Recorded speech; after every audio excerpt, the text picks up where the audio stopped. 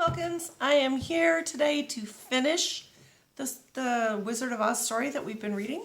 Wizard of Oz, written by L. Frank Baum, illustrated by Greg Hildebrandt, and published by the Unicorn Publishing Press. So when we left our friends, they were journeying to the south of Oz to meet with Glinda the Good Witch to see if Glinda could give Dorothy advice on how to get back to Kansas. And on their way, they went through a forest that the trees actively tried to prevent them from getting into. And then they crossed a wall into a China country where everyone and everything was made of China, and they were all very small, so they had to be very careful. And of course, when the lion went jumping over the wall on the far side, his tail ended up breaking a church in the China country. And so that's where we left our friends. They've just come out of the China country, and we'll see what happens next. So this is chapter 21. The lion becomes the king of beasts. After climbing down from the China wall, the travelers found themselves in a disagreeable country, full of bogs and marshes and covered with tall, rank grass. It was so difficult to walk far without falling into muddy holes, for the grass was so thick that it hid them from sight. However, by carefully picking their way, they got safely along until they reached solid ground. But here, the country seemed wilder than ever, and after a long and tiresome walk through the underbrush, they entered another forest, where the trees were bigger and older than any they had ever seen. "This forest is perfectly delightful," declared the lion, looking around him with joy. "Never have I seen a more beautiful place." "It seems gloomy," said the Scarecrow. "Not a bit of it," answered the lion. "I should like to live here all my life. See how soft the dried leaves are under your feet, and how rich and green the moss is that clings to these old trees. Surely no wild beast could find a pleasanter home." "Perhaps there are wild beasts in the forest now," said Dorothy. "Oh, I suppose there are," returned the lion, "but I do not see any of them about." They walked through the forest until it became too dark to go any farther. Dorothy and Toto and the lion lay down to sleep, while the Woodman and Scarecrow kept watch over them as usual. When morning came, they started again. Before they had gone far, they heard a low rumble as of the growling of many wild animals. Toto whimpered a little, but none of the others was frightened, and they kept along the well-trodden path until they came to an opening in the wood, in which were gathered hundreds of beasts of every variety. There were tigers and elephants and bears and wolves and foxes and all the others in the natural history. And for a moment, Dorothy was afraid. But the lion explained that the animals were holding a meeting, and he judged by their snarling and growling that they were in great trouble. As he spoke, several of the beasts caught sight of him, and at once the great assemblage hushed as if by magic. The biggest of the tigers came up to the lion and bowed, saying, "Oh, welcome, O King of Beasts! You have come in good time to fight our enemy and bring peace to all the animals of the forest once more." "What is your trouble?" asked the lion quietly. "We are all threatened," answered the tiger, "by a fierce enemy which has lately come into this forest. It is a most tremendous monster, like a great spider, with a body as big as an elephant and legs as long as a tree trunk. It has 8 of these long legs, and as the monster crawls through the forest, he seizes an animal with a leg and drags it to his mouth, where he eats it as a spider does a fly. Not one of us is safe while this fierce creature is alive, and we had called a meeting to decide how to take care of ourselves when you came among us." The lion thought for a moment. "Are there any other lions in this forest?" he asked. "No, there were some, but the monster has eaten them all, and besides, they were none of them nearly as large and brave as you." "If I put an end to your enemy, will you bow down to me and obey me as king of the forest?" inquired the lion. "We will do that gladly," returned the tiger, and all the other beasts roared with a mighty roar, "We will!" "Where is this great spider of yours now?" asked the lion. "Yonder, among the oak trees," said the tiger, pointing with his forefoot. "Take good care of these friends of mine," said the lion, "and I will go at once and fight the monster." He bade his comrades goodbye and marched proudly away to do battle with the enemy. The great spider was lying asleep when the lion found him, and it looked so ugly that its foe turned up his nose in disgust. Its legs were quite as long as the tiger had said, and its body covered with coarse black hair. It had a great mouth with a row of sharp teeth a foot long, but its head was joined to the pudgy body by a neck as slender as a wasp's waist. This gave the lion a hint of the best way to attack the creature, and as he knew it was easier to fight it asleep than awake, he gave a great spring and landed directly upon the monster's back. Then, with one blow of his heavy paw, all armed with sharp claws, he knocked the spider's head from its body. Jumping down, he watched it until the long legs stopped wiggling, when he knew it was quite dead. The lion went back to the opening where the beasts of the forest were waiting for him and said proudly, "You need fear your enemy no longer." Then the beasts bowed down to the lion as their king, and he promised to come back and rule over them as soon as Dorothy was safely on her way to Kansas. And here is a picture of the lion and the spider.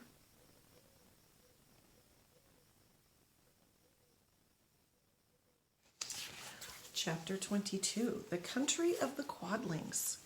The four travelers passed through the rest of the forest in safety, and when they came out from its gloom, saw before them a steep hill covered from top to bottom with great pieces of rock. "That will be a hard climb," said the Scarecrow, "but we must get over the hill nevertheless." So he led the way and the others followed. They had nearly reached the first rock when they heard a rough voice cry out, "Keep back!" "Who are you?" asked the Scarecrow. Then a head showed itself over the rock, and the same voice said, "This hill belongs to us, and we don't allow anyone to cross it." "But we must cross it," said the Scarecrow. "We are going to the country of the Quadlings." "But you shall not," replied the voice, and there stepped from behind the rock the strangest man the travelers had ever seen. He was quite short and stout, and had a big head which was flat at the top and supported by a thick neck full of wrinkles, but he had no arms at all. And seeing this, the Scarecrow did not fear that so helpless a creature could prevent them from climbing the hill. So he said, "I'm sorry not to do as you wish, but we must pass over your hill, whether you like it or not." And he walked boldly forward. As quick as lightning, the man's head shot forward and his neck stretched out till the top of his head, where it was flat, struck the Scarecrow in the middle and sent him tumbling over and over down the hill. Almost as quickly as came the head went back to the body, and the man laughed harshly as he said, "It isn't as easy as you think." A chorus of boisterous laughter came from the other rocks, and Dorothy saw hundreds of the armless hammerheads upon the hillside, one behind every rock. The lion became quite angry at the laughter caused by the Scarecrow's mishap, and giving a loud roar that echoed like thunder, he dashed up the hill. Again, a head shot swiftly out, and the great lion went rolling down the hill as if he had been struck by a cannonball. Dorothy ran down and helped the Scarecrow to his feet, and the lion came up to her feeling rather bruised and sore, and said, "It is useless to fight people with shooting heads. No one can withstand them." "What can we do then?" she asked. "Call the winged monkeys," suggested the Tin Woodman. "You still have the right to command them once more." "Very well," she answered, and putting on the golden cap, she uttered the magic words. The monkeys were as prompt as ever, and in a few moments the entire band stood before her. "What are your commands?" inquired the king of the monkeys, bowing low. "Carry us over the hill to the country of the Quadlings," answered the girl. "It shall be done," said the king, and at once the winged monkeys caught the four travelers and Toto up in their arms and flew away with them. As they passed over the hill, the hammerheads yelled with vexation and shot their heads high in the air, but they could not reach the winged monkeys, which carried Dorothy and her comrades safely over the hill and set them down in the beautiful country of the Quadlings. So here is a picture of the hammerheads.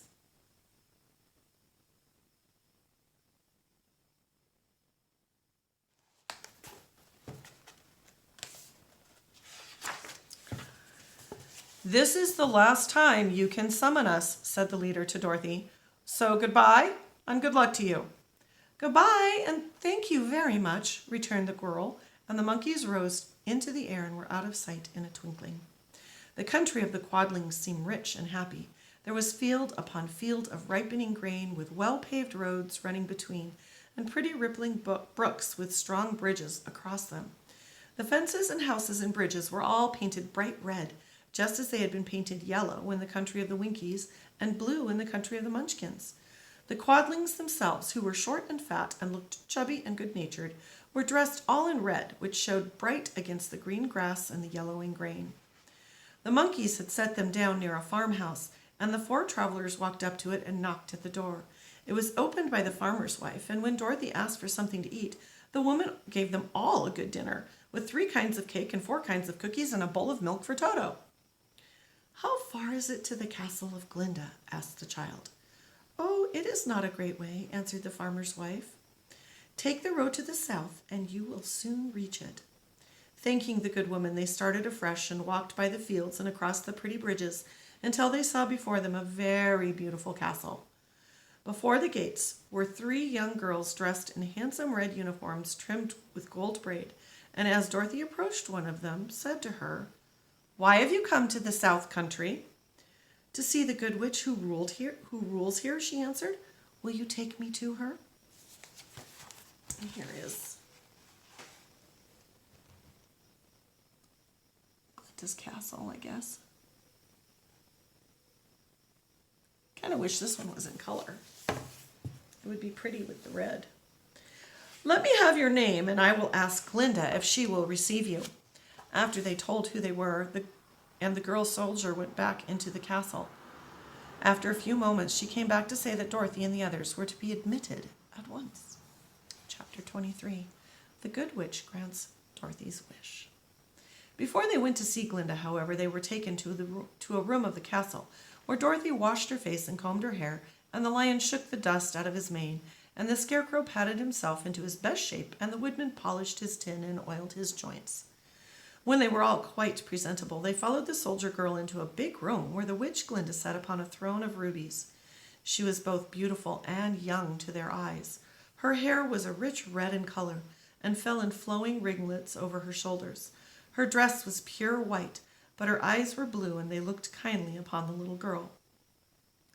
"What can I do for you, my child?" she asked. Dorothy told the witch all her story, how the cyclone had brought her to the land of Oz, how she had found her companions, and of the wonderful adventures they had met with. "My greatest wish now," she added, "is to get back to Kansas, for Aunt Em will surely think something dreadful has happened to me, and that will make her put on mourning, and unless the crops are better this year than they were last, I'm sure Uncle Henry cannot afford it."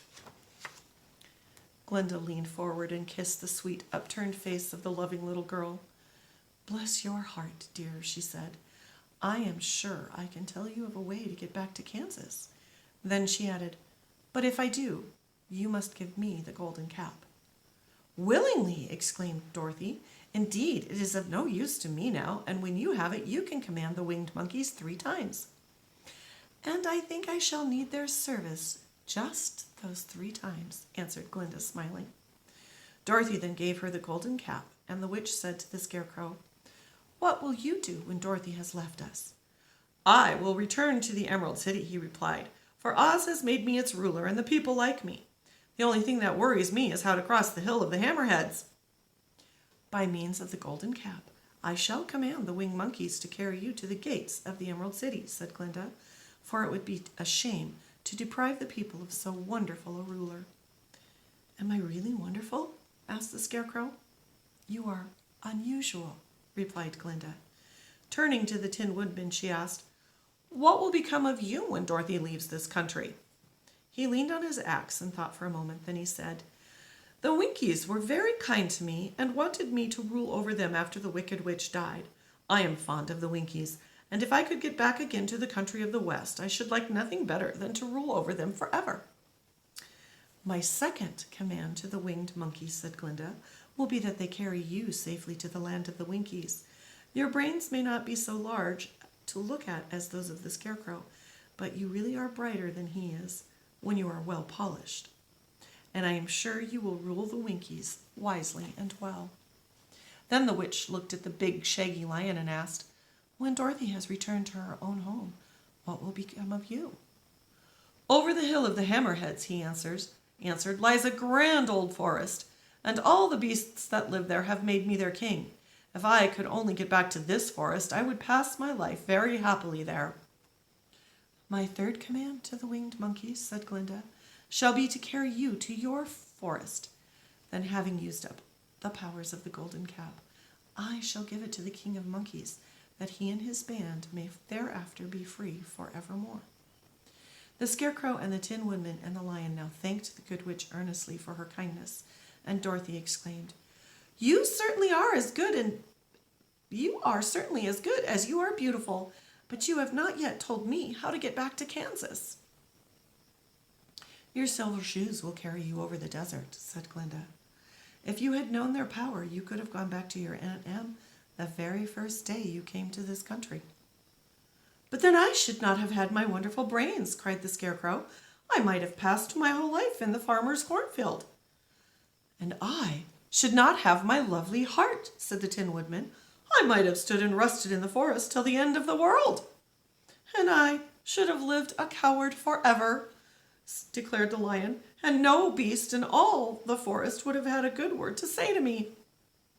"This is all true," said Dorothy, "and I am glad I was of use to these good friends. But now that each of them has had what he most desired, and each is happy in having a kingdom to rule beside, I think I should really like to go back to Kansas." "The silver shoes," said the Good Witch, "have wonderful powers.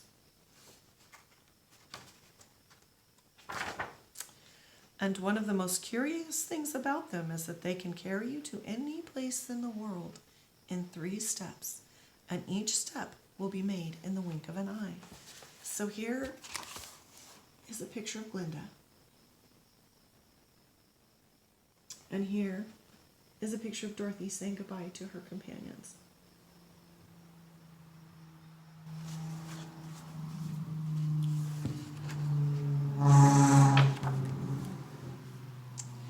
All you have to do is to knock the heels together 3 times and command the shoes to carry you wherever you wish to go.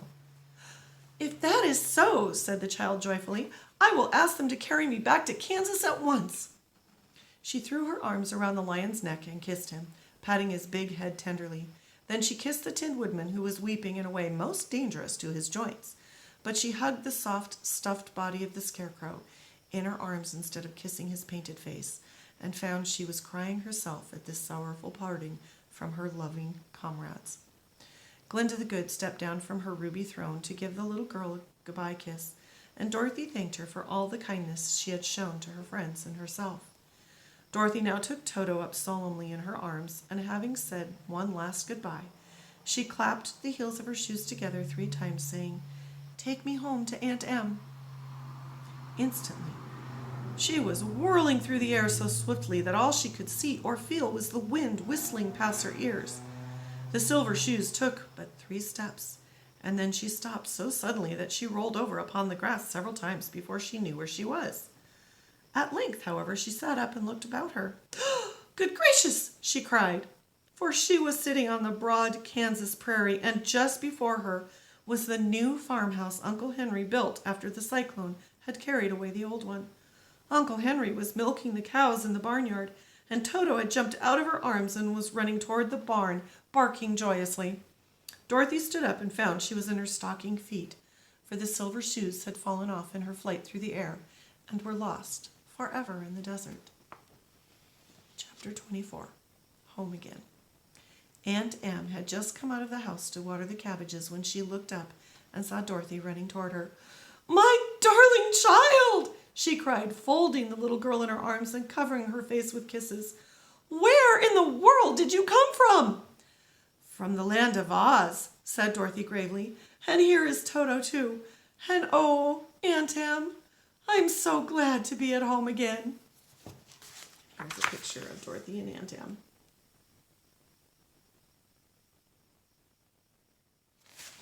And that is the end of our wonderful, wonderful Wizard of Oz. I thought maybe you guys might like to know that this story is over 120 years old, for it was first published in 1900, which was 120 years ago. And this story has entertained generation upon generation of children all over the world. I hope you were entertained. I hope you enjoyed the story.